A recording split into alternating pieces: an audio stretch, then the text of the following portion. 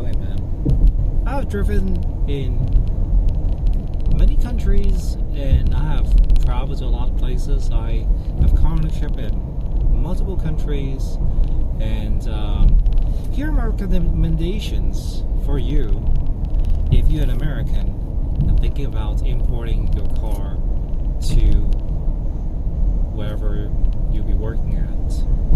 First of all, I would highly recommend to not do that, because you might have a car that has an engine that might be so different from the local ordinances or requiremts.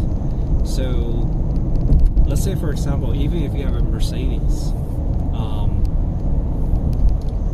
S550, and guess what, like the country that you're importing your Mercedes 550, they don't have the same engine, or they might have a diesel engine or something like that, and they could actually have something that are vastly different and incompatible with.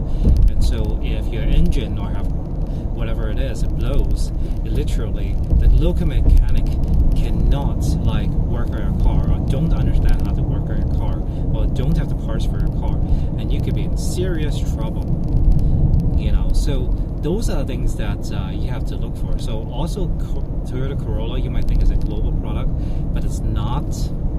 So by the time that you have exported, or well, you import your car into that country, you thought it's the same, it's not. And so I think like the from what I remember, the British Corollas are vastly different from the American Corolla.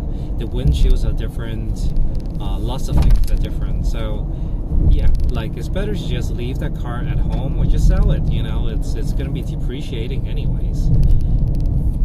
So if you have a classic car, then it might be okay, you know. I think if you have a more than 25-year-old car imported into most countries, you're not going to use that car as a daily driver anyways. So whoever trying to like use a daily driver car and importing into that country, I highly recommend you to not do that, because like, first of all, you should get a daily driver at the local dealerships so they could sort everything out.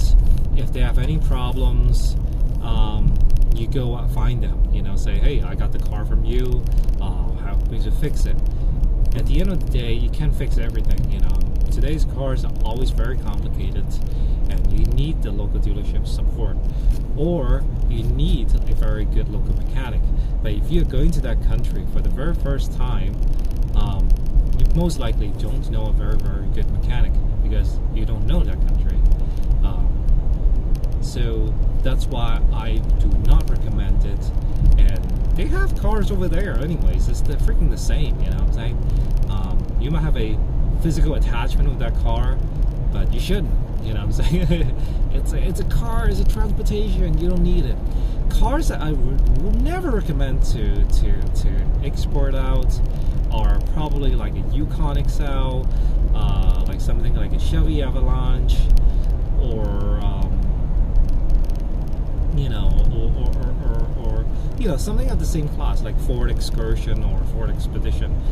If you could export to those countries, it would be places like Dubai, UAE, Saudi Arabia, those places where the roads are big, they're fine, like, you know, the gas prices over there are cheap, no problem, you could do that. But you could pick it up locally anyways, they have it locally. It might be stolen from somewhere in Canada before, but it's perfectly well registered. You don't have to do anything with it, you just pick it up like at the local sale over there, and everything is already registered. I guess the only question is whether the car has been an accident or something like that. It's probably not as well documented. So those are the only things. If you are paranoid about that, then you should export it to your cars to Dubai. It's no problem. It's a left-hand drive car. Dubai, most cars over there are left-hand drive, but you could drive on either side. It's fine, you know. So that's the thing. I think it's okay. So like, but I really don't see the need for it. You know what I'm saying? there are tons of cars over there. You can pick it up. It's probably even cheaper. The used car market over there, and probably in better condition, less mileage overall compared to the American ones. So, yes, people are very different outside of the U.S. If you're from the U.S., you'll realize that your country is very different. Well, our country, So I'm an American too, but it's very different. It is very different. The requirement of having a car, because in America, if you don't have a car, it's a problem. In most cities, America does not have a very good railroad or like metro system in most cities. If they do have a metro, it's like really grotesque. It's not like that in most places. They have trams, people ride bicycles in Amsterdam, so it's very different. Although I enjoy it, I do enjoy like the American car culture. There are people that says like it takes away the city life, but yeah, I like driving, in an air-conditioned, controlled place. I'm a control freak, you say.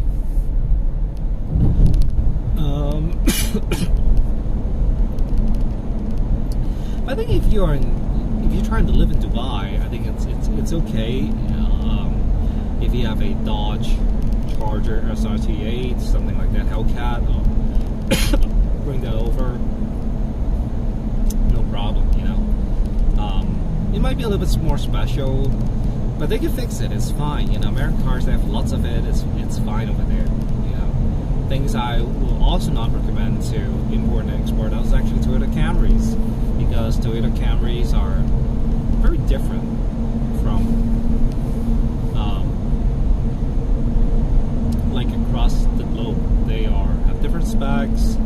They have different windshields, stuff like that. Stuff that's very similar globally. And if they're so similar but yet different, why not just sell it and buy one over there? It'll be a lot easier. It'll be way easier probably to just not import and export it. Toyota Camrys, and they'll probably have better Toyota Camrys with less mileage, with better conditions. Because the American ones are kind of usually they're racked up after 10 years. They're sold to some guy who was like on fentanyl on the weekends, and of course they're gonna rack it up. So. But over there, they might be like in a more reasonable condition. That's what I realized in cars in other countries. If they're over 10 years old but they're still driving pretty good, then there's no problem. That's my experience. If you actually are going to Japan, places like that, I don't see any reason you should try to export your cars out. Actually, they have better cars over there, and with way less mileage, probably just 1/5 of the American mileage. Most of the cars are around like less than 60, 70 kilometers, 1,000 kilometers, meaning like they are less than probably like 30 to 40,000 American miles, and for over like 10-year-old cars. And it's gonna blow your freaking mind if you actually go there, because overall the transportation distances between places are much shorter compared to the ones in the US. The American motorways is way longer.